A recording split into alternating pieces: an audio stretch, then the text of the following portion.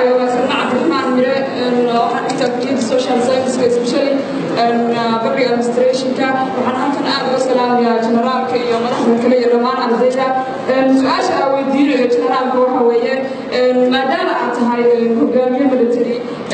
oo u sharaxan tahay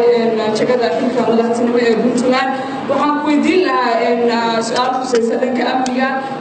madaxweyne maxaad ka qabanaysaa dhanka amniga iyo xasiloonida dalka iyo soo celinta gobolada maqalsoo iyo sanaag madaxweyne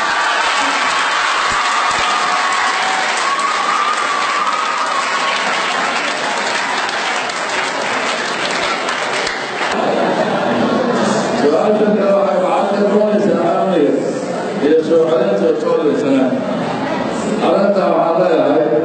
وحقق وانا يا وحوية أنا توقي وجديتي وأسر ملتي سر ملتي أنا مفاهية